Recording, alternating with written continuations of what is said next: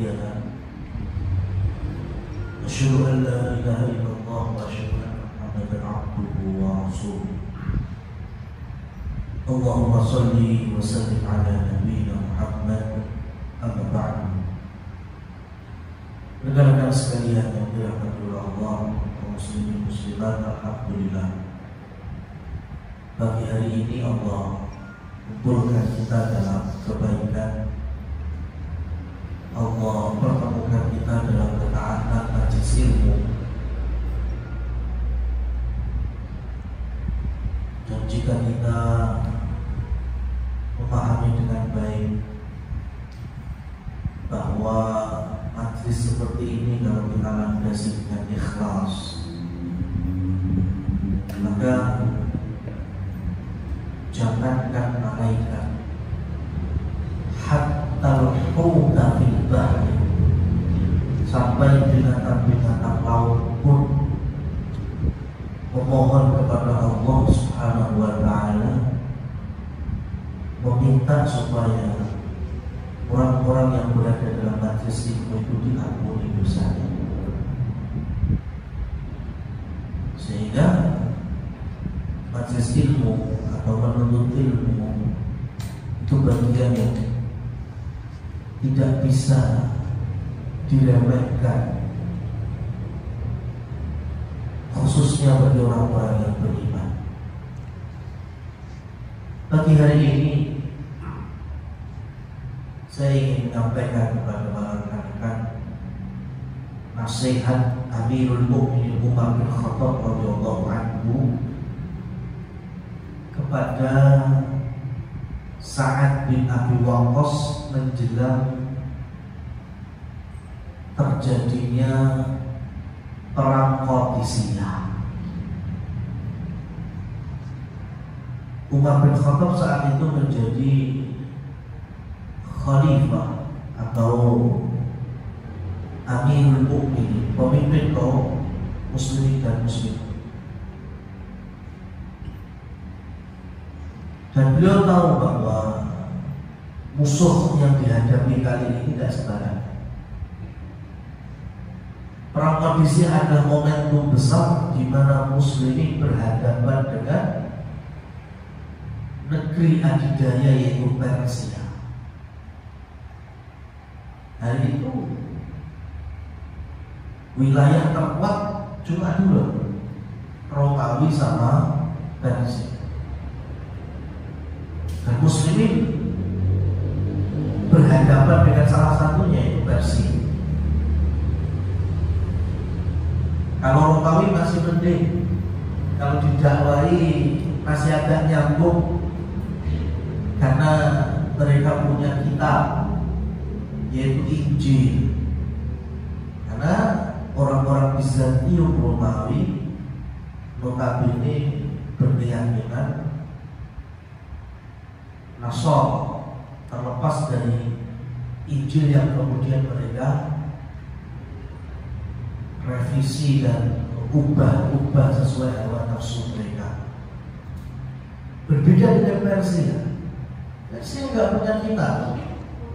Mereka beragama sesuai dengan hawa nafsu, sehingga ada yang menyembah api, majusi, ada yang menyembah matahari, dewa-dewa.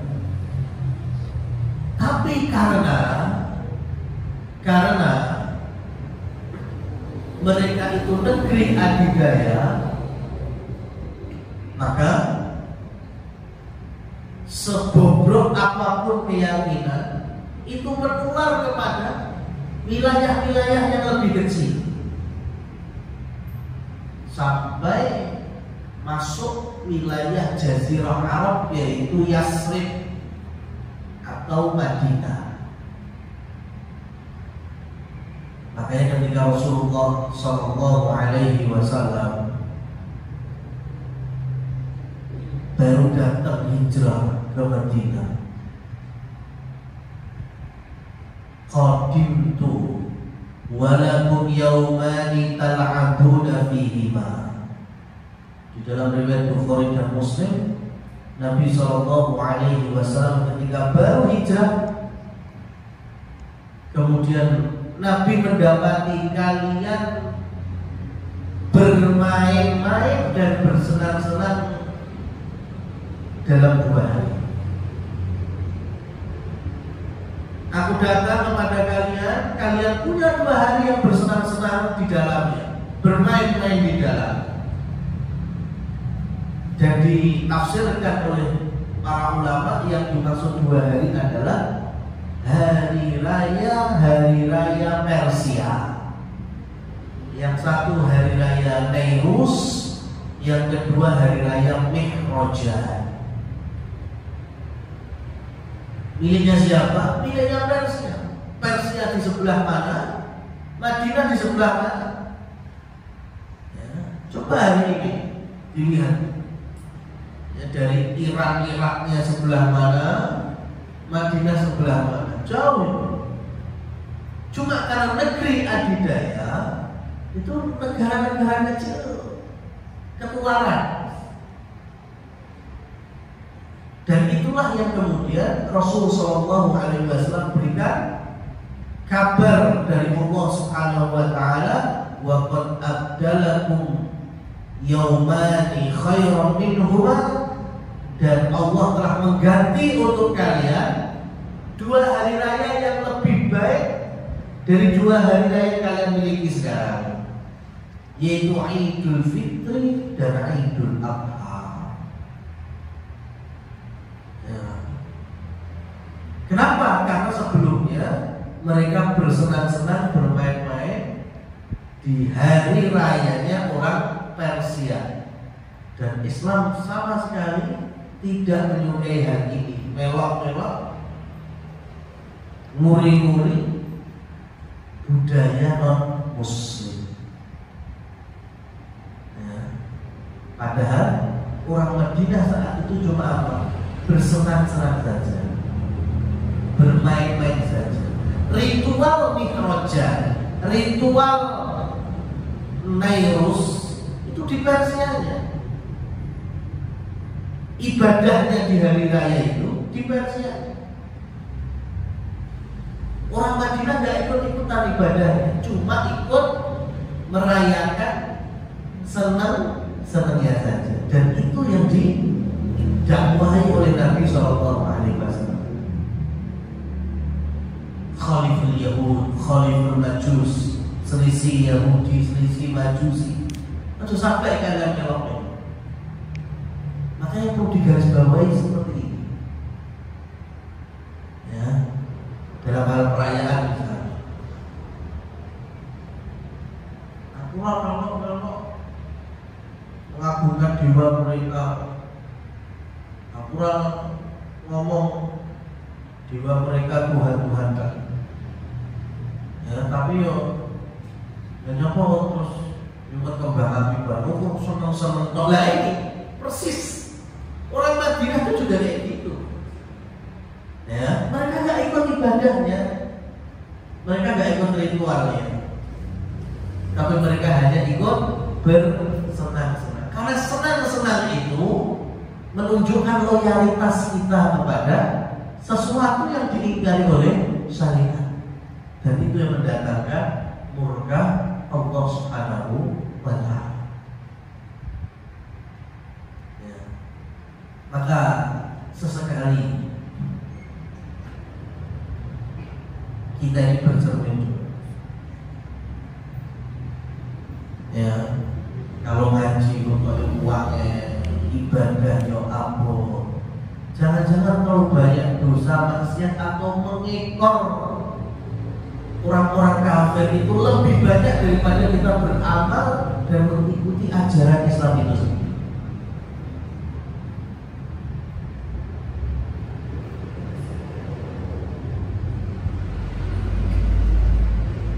Nyapo alasannya lah, uang pak kotor kabur dalam kondisi cuaca buruk aja.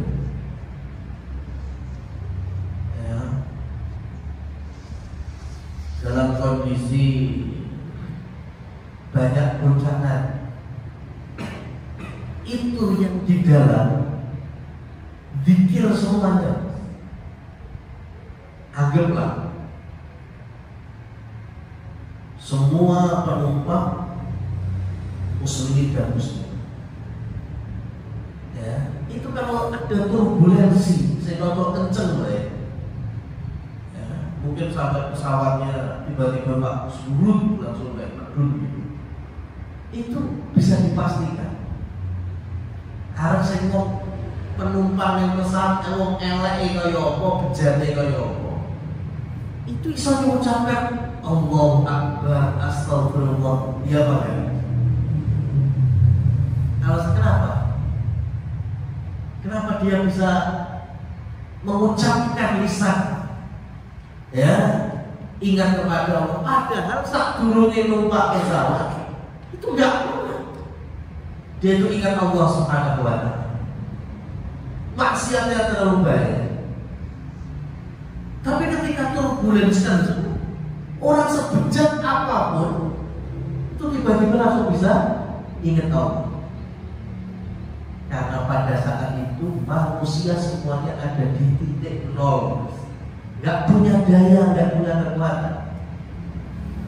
Maka fitrahnya yang akhirnya muncul, dia itu lemah, sehingga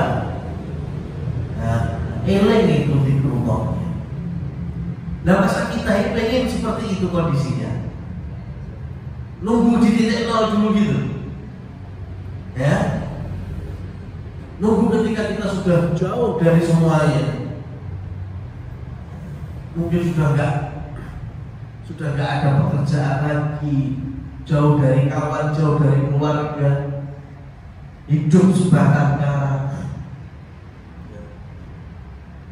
nggak punya lagi kekuatan, banyak kok. Baru kemudian kita masuk masjid, masuk musola, ya lagi dungo. Nah itu sudah banyak kasus-kasus seperti itu. Maka kalau mumpung kita masih Allah berikan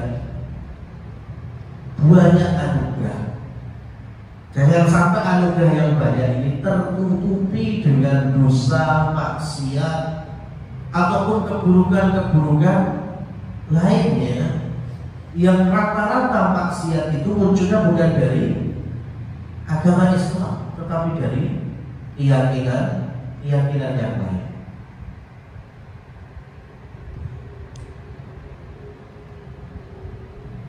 Kenapa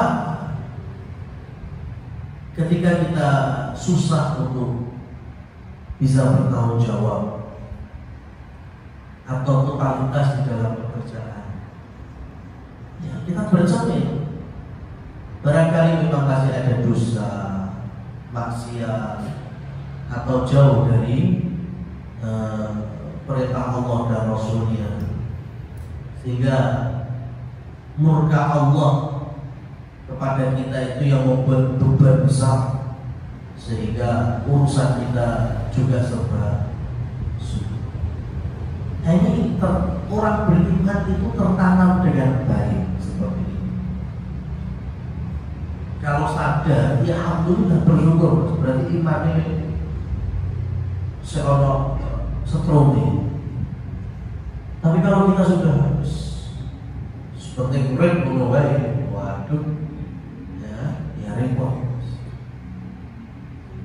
Rekan-rekan sekalian yang dirahmati oleh Allah Subhanahu wa ta'ala,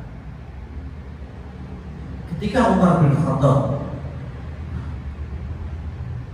memilih Sa'ad bin Abi Waqqas memimpin perang melawan Persia tadi,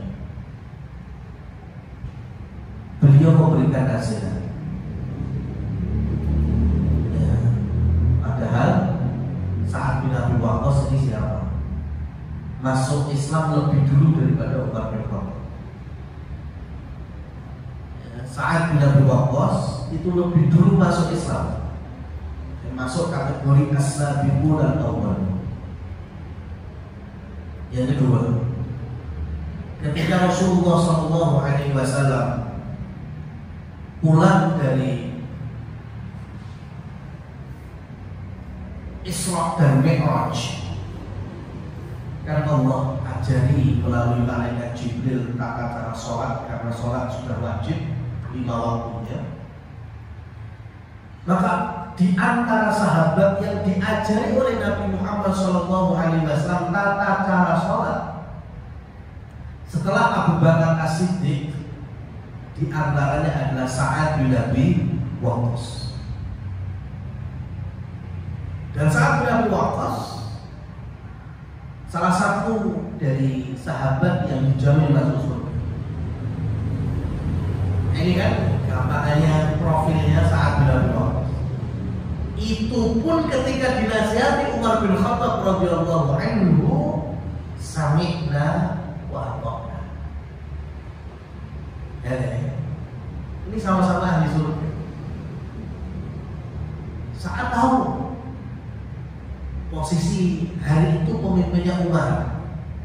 Meskipun dalam sejarah Umar masuk Islam setelah Sa'ad bin Abi Waqqas, nggak ada sombong-sombongnya maksudnya ini. Nggak ada ceritanya Umar ketika mau nasihati Sa'ad, wes ngerti, wes jawab Bismillah, mangkat, udah. Udah. Fadzakir fa inna dzikra tanfa'ul mu'minin. Berikanlah peringatan karena peringatan ini bermanfaat bagi orang-orang beriman. Ad-dinun nasihat, agama kita ini dibangun di atas an-nasihat. Nasihat maksudnya saling memberikan motivasi dan meluruskan apabila saudara kita salah. Itu diantaranya. Jangan sampai hilang. Sehingga ketika kita ini dinasehati, ditegur, ya, itu nggak mesti kita ini orang rendah. Ya, nggak mesti kemudian kita kalau orang dinasehati mesti menjadi sosok yang upuk bawang muntul-muntul, itu enggak. Dan orang yang menasihati belum tentu dia itu mesti orang yang benar terus juga enggak. Tapi memang agama kita didasari seperti ini. Karena kalau nggak ada nasihat, nggak mungkin ada amar ma'ruf nahi munkar. Ya, coba menjadi orang tua nggak usah enek melingan yang lain, tapi tidak ada. Ya, seorang kakak nggak pernah enek melingan yang adik, gimana terus persaudaraan? Ya, hamba. Dan nggak ada jalur yang dibentuk. Maka selagi ada iklim saling menasihati, saling mengingatkan, ya, itu bagian dari agama kita. Ya, belum sholat diingatkan sholat, ya, belum nutup aurat diingatkan nutup aurat. Ya, alhamdulillah kalau kita berada di lingkungan dan iklim seperti itu.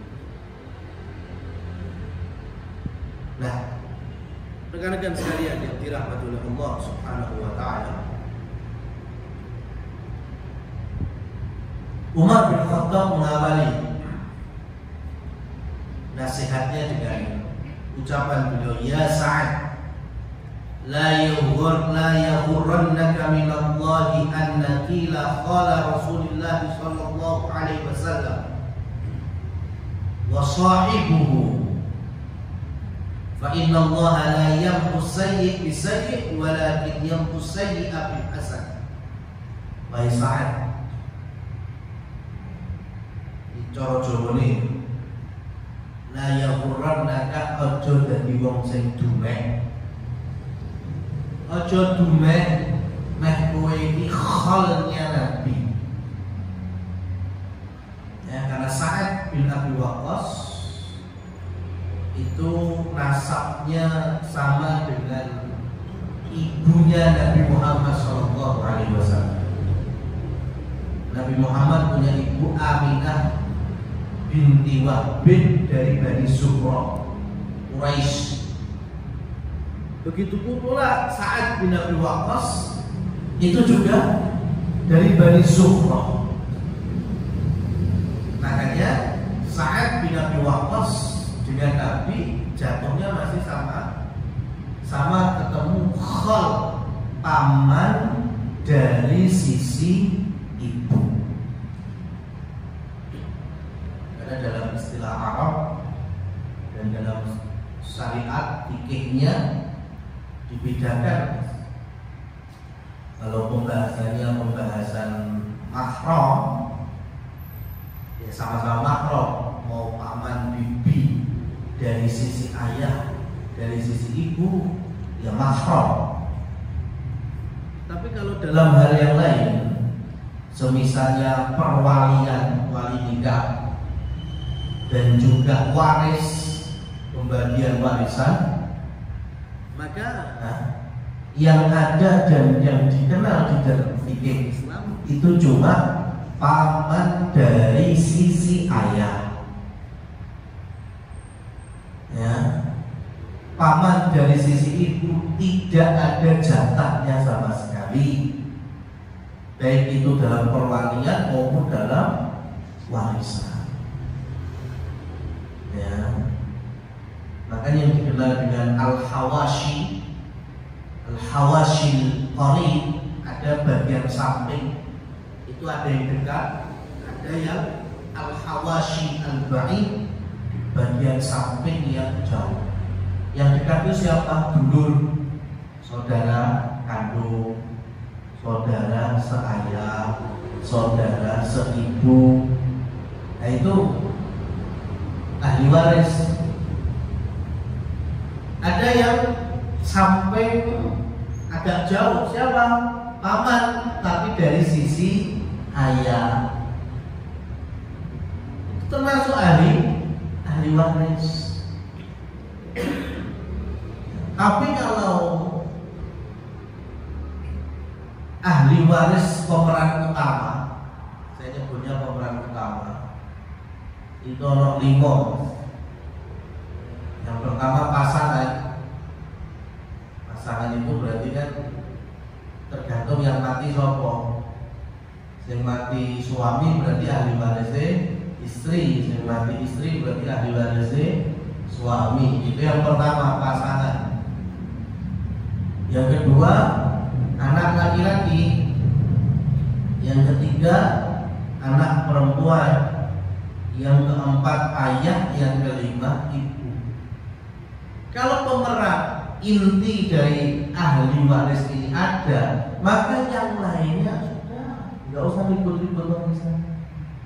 Karena harta warisan entek di sini.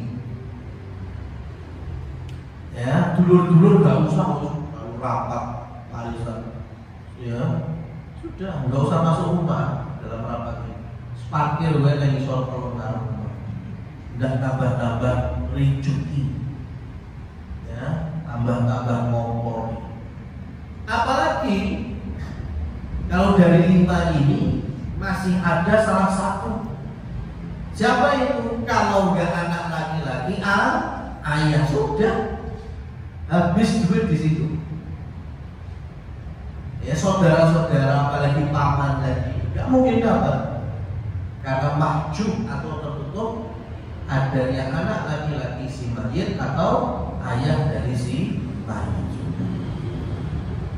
Ya, nggak perlu panas-panas yang lain juga. Ya, jatahnya ada di 5 pemeran utama dan 2 aktor utama. Ya, ayah dan anak laki-laki. Nah, itu tadi paman dari sisi ayah. Nah, di sini Umar bin Khattab radhiyallahu anhu menyebut Sa'ad bin Abi Waqqas itu paman Nabi dari sisi ibu. Ojo pek kowe iki paman Nabi terus sembarangan berbuat, sembarangan memimpin. Itu kata Umar bin Khattab radhiyallahu anhu. Sesungguhnya Allah Subhanahu wa ta'ala tidak menerima buruk kemudian diganti buruk, elek terus dibalas elek, enggak seperti itu. Allah itu menerima, Allah meridhoi, bahkan Allah mengangkat derajat orang itu apabila diperlakukan keburukan tapi dia balas dengan kebaikan. Maka nantinya Sa'ad bin Abi Waqqas betul-betul membawa pasukannya yang jumlahnya 30 ribuan itu semuanya tidak pandang mereka itu ada yang bintang maupun yang memang hanya status sosialnya rendah. Tipu orang sampai karena nantinya pasukan muslimin itu akan menyeberangi Sungai Furat, Sungai Eufrat. Jadi 30 ribu itu nyebrang semua. Dan di antara prajurit itu ada yang jatuh tempat air minum dari kulit. Dulu kan ada tempat air minum yang dari kulit. Kalau kita hari ini kan ya serba plastik, ada botol, gendul. Ya, itu jatuh di sungai. Kemudian dia berteriak bahwa tempat air itu jatuh. Ini padahal di depannya sudah ratusan ribu tentara Persia dengan panglima-panglima besarnya Rustum di antaranya. Itu Sa'ad bin Abi Waqqas memberhentikan pasukannya di dalam air, ya, hanya untuk menemukan barang yang remeh. Hari itu kita ini mau perang, ya. Urusannya kalau umpama senjata yang hilang, ya, atau amunisi yang hilang, wajar. Tapi ini yang hilang ya, wadah baru dok. Tapi diberhentikan maksudnya. Sa'ad bin Abi Waqqas bilang, siapa yang merasa dapat, ya namanya kintir kan ini Kelly, ya, yang merasa mendapati atau melihat wadah minum yang temannya tadi, Arab mengembalikan. Maka dari jauh Rustum itu geleng-geleng. Kok ada pasukan yang kompaknya ini hanya dari masalah, ya Allah, umpama nenek merek mungkin Tupperware lah kala itu ya. Ya. Masuk golo-golo hilang gendole wae, pasukan semuanya berhenti. Ya, dan kompak dalam hati. Apa mereka kalau nanti ada yang terbunuh, ada yang tertawa, ya, ada yang terluka, itu kompaknya nyobek botol kayak ngono. Ya, apalagi dengan ukhuwah Islamiyah.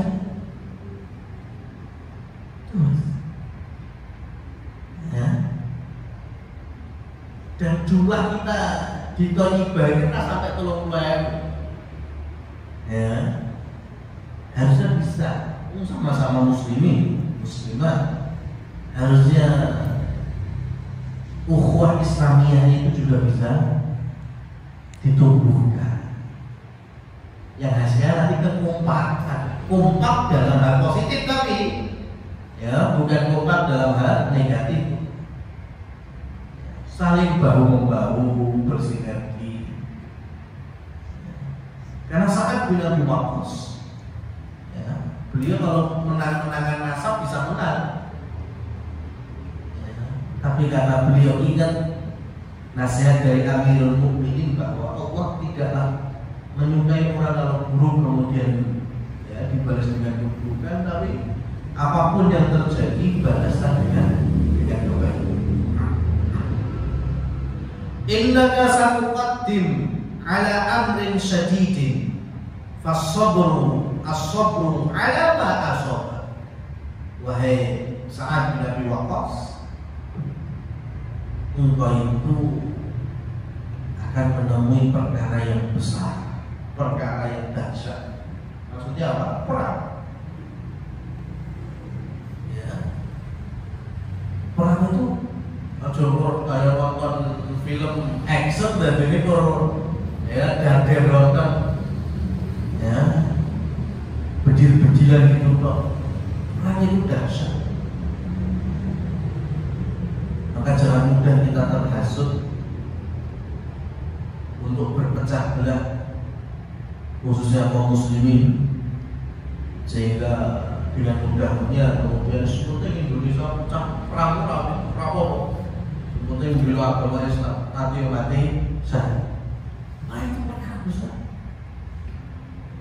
Sekelas Umar bin Khattab yang nyebut, Umar bin Khattab ini setan dari kalangan jin, ya itu sungkan dari Umar. Umar lewat perapatan ngetan jin ulon, ya pokoknya bicaranya orang ketemu itu dari kalangan jin. Dari kalangan manusia juga sama, perempuan ya, biasa namanya majelis wanita, ada majelis libahnya juga.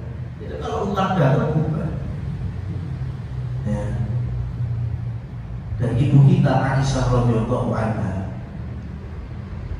beliau itu kan di kamar yang di dalamnya ada 3 kuburan. Rumah beliau kan kuburan pertama ya suami sendiri, itu Nabi Muhammad sallallahu alaihi wasallam. Ya udah, di rumah yang di situ ada kuburan suami sendiri enggak masalah. Ya, dulunya juga seperti apa ketika hidup, ketika dikubur ya biasa saja.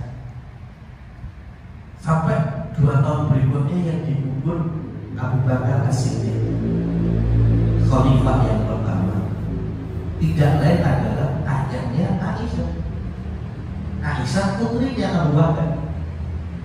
Ketika beliau tinggal, di situ ada kuburan suami, di situ ada kuburan ayah. Ya biasa baik. Ya, anak bapak, istri dengan suami. Tapi 10 tahun berikutnya, Umar ketika menjelang wafatnya minta dikubur di sisi Abu Bakar dan Rasul. Dan akhirnya Aisyah mengizinkan. Tapi perlu diketahui rekan-rekan sekalian, Aisyah radhiyallahu anha semenjak ada Umar dikubur di rumahnya atau di dalam kamarnya, maka semenjak itu Aisyah kalau masuk rumahnya dan selama di dalam rumah itu pakai jilbab, menutup auratnya dengan sempurna. Alasannya saya malu kepada Umar. Padahal mustahil, ya sudah menikah. Tapi ya kebesaran Umar itu sampai Aisyah di dalam rumah itu dukun. Sebelum dia enggak ada, masih suaminya sendiri, suami dan ayahnya. Ini Umar sopo, ya ada hubungan, bukan mahramnya Aisyah. Ya, maka Aisyah di dalam rumah karena malu sosok Umar pakai jilbab. Ini ibu kita, ibu muslimin muslimat, mukminin mukminat. Malah sekarang muslimatnya malah nengjobo rumah, malah budak-budakan kan? Orang nyontoh ibu dia. Ya, ibu itu saking malunya itu dalam rumah ada berubah. Padahal dalam rumah itu kan silakan. Ya terlihat aurat, malah tidak apa-apa. Menunjukkan kebesaran Umar. Tapi Umar bin Khattab menasihati saat bahwa perang itu dahsyat. Sepemberani Umar itu menilai perang itu bukan remeh. Ya. Maka mungkin barangkali kalau kita menyaksikan atau berada di medan perang tenanan, paling sampai krungu bedil pertama kali sekepuyuh-puyuh. Saya ini buayanya kan hanya nonton film actionnya tok, tidak berada dalam medan yang sama.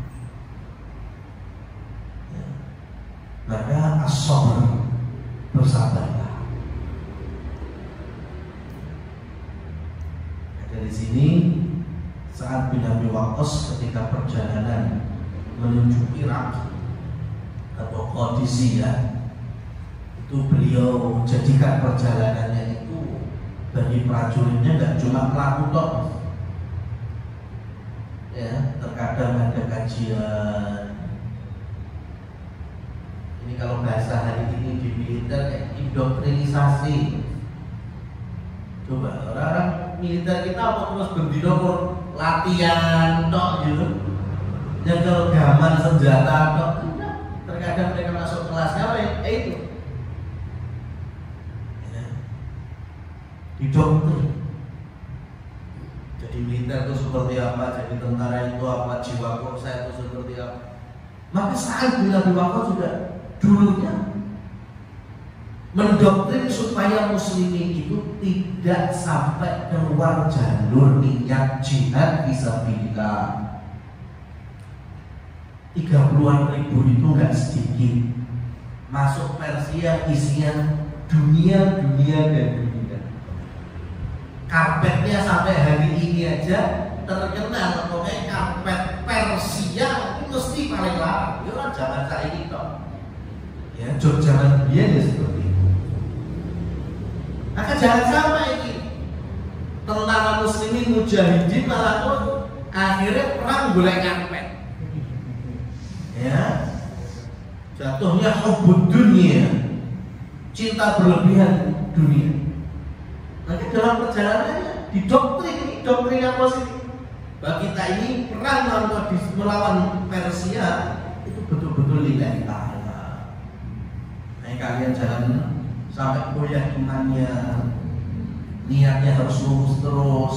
Itu penting. Ya, makanya kenapa di Islam itu ada khutbah Jumat, itu diantaranya untuk ini. Khutbah Jumat itu kan setel indoktrinisasi. Ono mas, khotib ngomong terus jamaah, Pak Khotib saya nggak setuju, nggak ada. Ya, harus dengar pokoknya. Ya, karena aktornya cuma satu, cuma khotibnya itu. Khotib ngomong apa aja.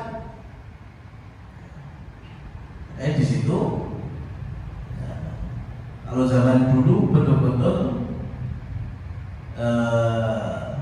dipilih khotib itu dari negara atau mamlakah atau dalam kekhilafan, karena nggak tahu ini khotibnya sembarangan atau betul-betul lurus dalam menyampaikan.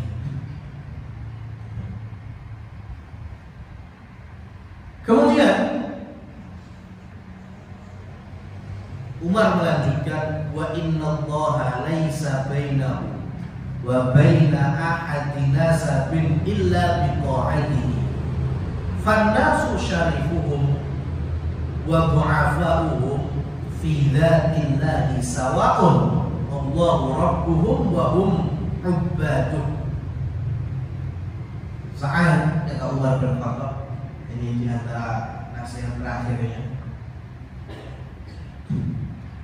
Di sisi Allah, mau yang nasabnya tinggi, derajat sosialnya dhuwur, mau yang budak, mau yang fuqara, miskin, semuanya sama. Yang membedakan adalah ketakwaan. Ya, yang membedakan itu. Maka nantinya Sa'ad bin Abi Waqqas mengambil komandan-komandan peleton. Beliau panglima tertingginya.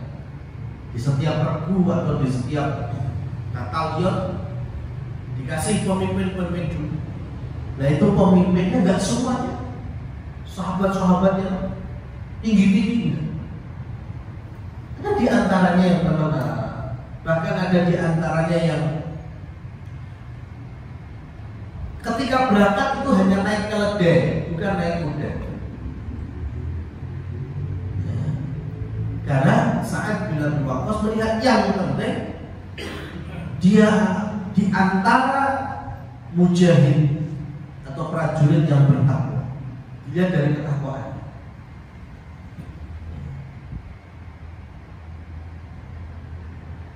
Jadi perkara takwa itu memang menjadi fondasi dalam kehidupan kita. Kalau kita bicara rezeki pun takwa.